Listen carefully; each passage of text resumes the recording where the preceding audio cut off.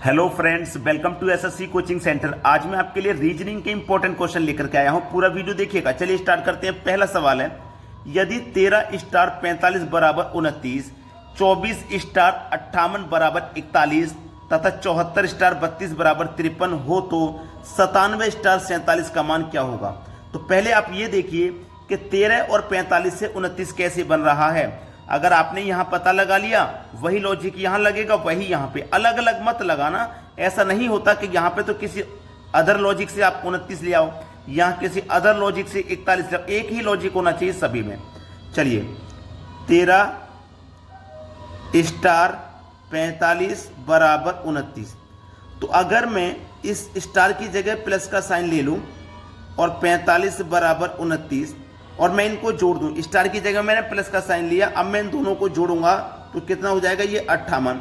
और इस 58 में यदि मैं 2 से डिवाइड कर दूंगा तो 29 बार में कटेगा। इस तरीके से 29 आया है। सेम लॉजिक में आगे लगाऊंगा। स्टार की जगह प्लस का साइन ले लूंगा, ठीक है, स्टार की जगह प्लस का साइन ले लूंगा मैं।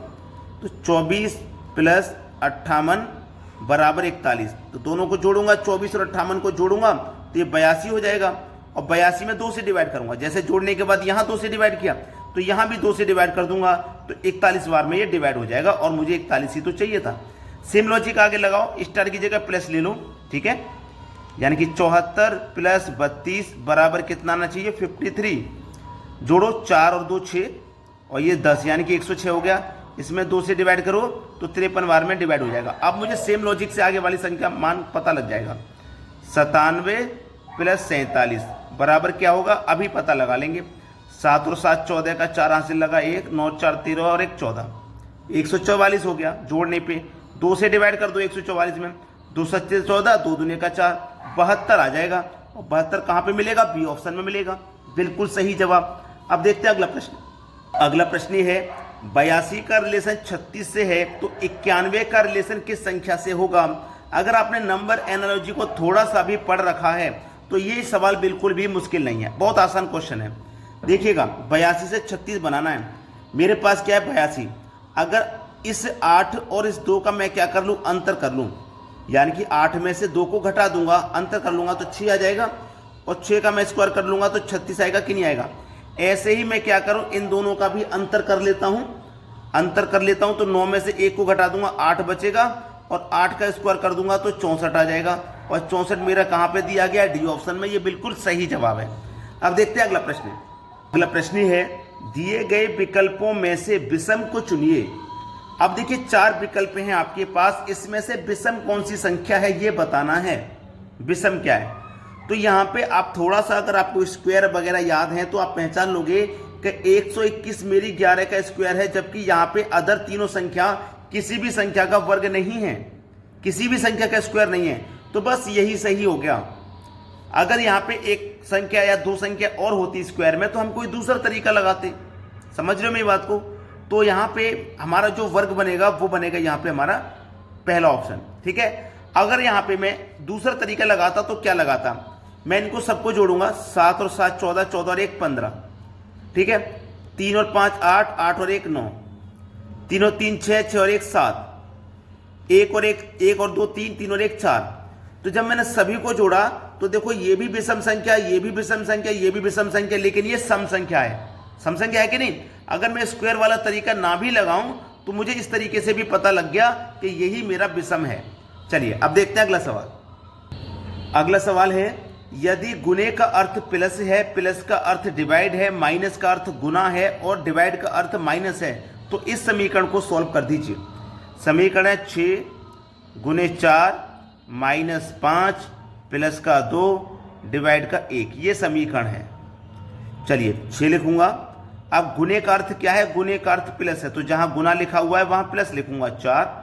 अब माइनस है ना, तो माइनस का अर्थ गुना है, तो जहां माइनस लिखा हुआ है वहां गुना लिखेंगे।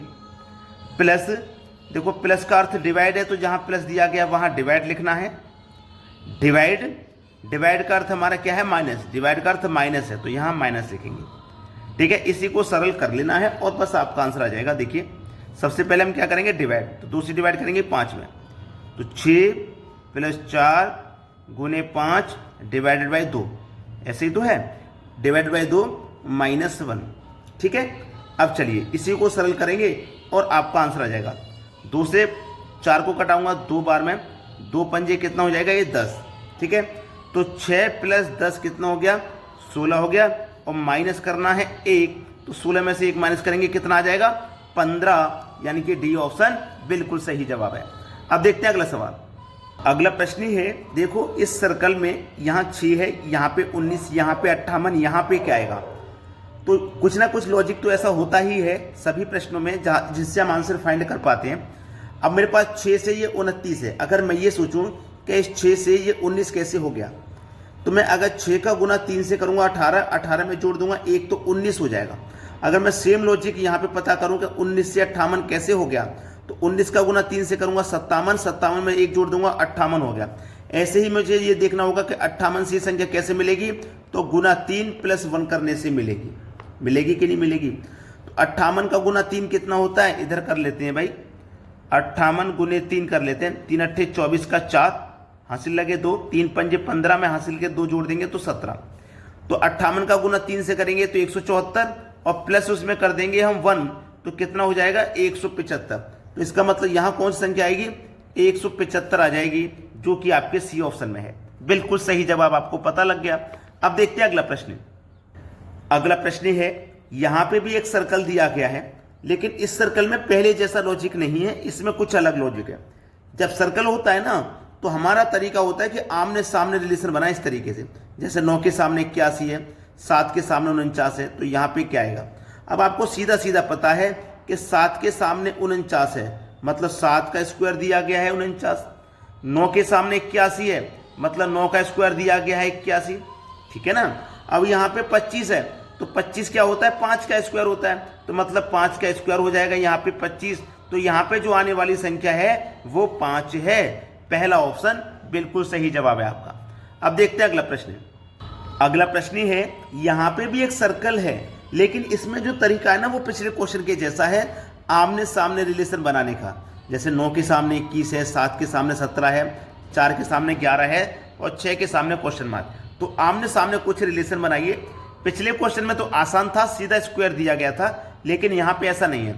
लेकिन सबसे पहले हम आज देखेंगे 9 के सामने 21 है, तो 9 से 21 कैसे बनेगा। अगर मैं 9 का 2 गुना कर दूं तो 9 दूने का 18 हो जाएगा, और उसमें मैं 3 जोड़ दूं तो देखिए 21 हो जाएगा, ठीक है।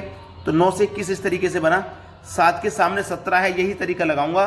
7 का गुना 2 करूंगा तो 14, और फिर उसमें 3 जोड़ दूंगा तो 14 में 3 जोड़ दूंगा 17, गुने 2 + 3, यही करना है, गुने 2 + 3, ठीक है। अब देखिएगा 4 के सामने मेरा क्या है, 4 के सामने मेरा 11 है, तो वही करूंगा। 4 का गुना 2 8 हो जाएगा, और +3 11 हो जाएगा। तो मेरा 7 का भी कर लिया, 9 का भी कर लिया, 4 का भी कर लिया। अब कितने का करना है भैया, मुझे 6 का। तो वही करना है, 6 का गुना 2 करूंगा 12, और +3 कर दूंगा, तो 12 में 3 जोड़ूंगा 15। मेरा सी ऑप्शन बिल्कुल सही जवाब है। आपको अच्छे समझ में आ गया ना। आपने अगर वीडियो को लाइक नहीं किया तो लाइक कर दीजिएगा, और यदि शेयर नहीं किया तो भैया शेयर कर दीजिएगा। और हमारे इस वीडियो के लिए एक प्यारा सा कमेंट करके जरूर बताएं कि आपको हमारे वीडियोस कैसे लगते हैं। ठीक है दोस्तों, धन्यवाद।